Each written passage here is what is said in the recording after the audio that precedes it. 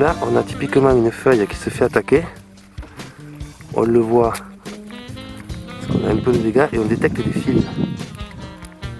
Les fils sont juste ici, devant mon ongle. Donc là, normalement, on a toujours les doigts un peu gros. Hein. Mais la bestiole, elle doit être dedans. Voilà, elle est là.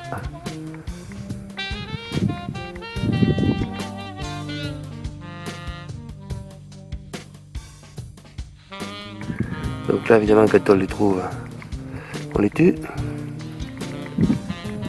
Donc là, il y en a une. Ça, ce sont des chenilles qui ont passé l'hiver. Qui ont passé l'hiver et qui en fait se réveillent maintenant avec toute la chaleur qu'il a fait en février. Et donc ce buis s'est fait défolier, sauf cette branche devant. Et dans les vieux buis, si on peut dire, voilà, ça ce sont des feuilles de l'an dernier quand même, adultes. Je vais essayer de vous faire une mise au point propre, voilà. On détecte à nouveau des fils, on voit les feuilles collées là. Là on voit bien les fils, on voit bien les deux feuilles collées. On voit qu'il y en a ici aussi. Et on voit qu'il y en a ici aussi. Donc, je vais essayer d'ouvrir proprement. Il y en a même ici aussi. 1, 2, 3, 4 chenilles. J'en vois là, ici aussi.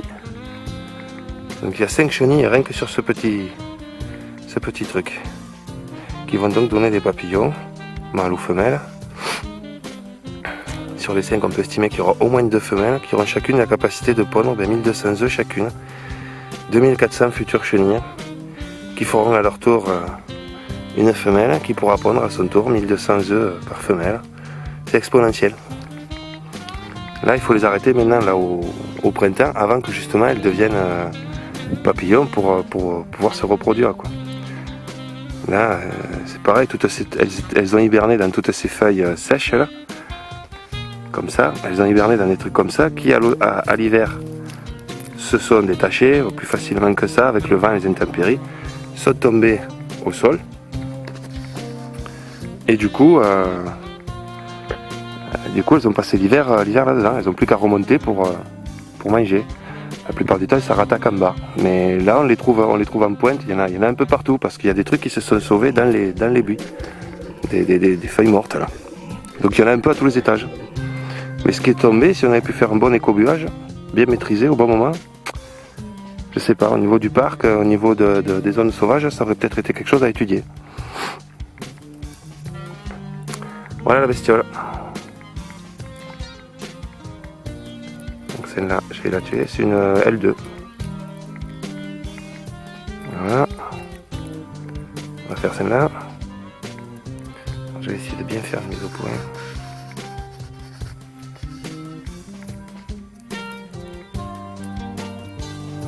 L'idéal ce serait d'avoir les deux mains. Il faut que je tienne l'appareil photo. Hop, voilà, je suis arrivé à écarter. Voilà. Donc là, on voit clairement qu'elle est active parce qu'elle a mangé la feuille du milieu. On le voit, la différence de vert. On voit que le haut de la feuille est grignoté, quoi. Voilà. Quand on cherche les dégâts, si on ne voit pas les chenilles, quand on cherche s'il y a de la présence de chenilles dans les buis, il faut chercher les grignotages, les dégâts comme ça. Si on ne voit pas les chenilles, on voit au moins les dégâts.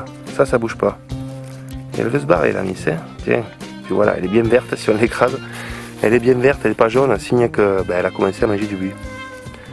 Ici, voilà, on voit des feuilles collées. Déjà là, il y en a une qui essaye de se barrer. Mais je pense qu'il y en a une autre là-dedans aussi.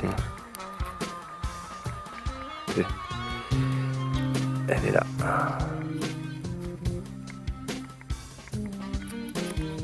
Donc là, vous voyez, il y en avait 2 avec 1, 2, 3, 4, 5 feuilles. Il y a 2 chenilles sur 5 feuilles. Là, il n'y a rien. On voit que les feuilles sont ouvertes. Elles ne sont pas serrées.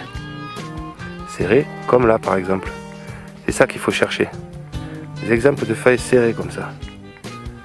Parce que là, vous avez la chenille à l'intérieur. Et des fois, entre chaque feuille.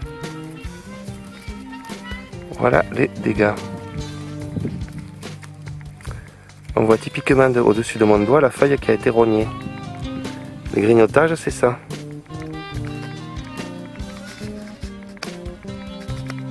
Voilà, j'essaie de faire un peu mise au point.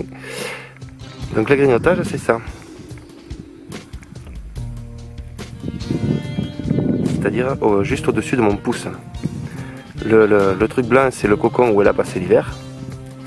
Donc là, elle vient juste de se réveiller. Je vérifie qu'elle n'est pas une autre, je pense pas. Non. Elle a même commencé à bouffer le bouton là au milieu. Puis ça n'y a pas plu, elle est partie ailleurs. Elle est descendue, elle a grignoté l'autre feuille. Donc là on voit rien. Elle a grignoté un peu le dessus de celle-là parce que ça faisait partie de son cocon. Puis elle s'est dit que le dessous de l'autre était sûrement meilleur, plus tendre. Donc ça attaque toujours le dessous comme ça. L1, L2, ça attaque toujours le dessous. Voilà. Là c'est typiquement un endroit où vous avez des chenilles bloquées dedans. Les feuilles sont collées par rapport à lui qui est ouvert. Là les feuilles sont collées. Si on ouvre, il y a une bestiole dedans.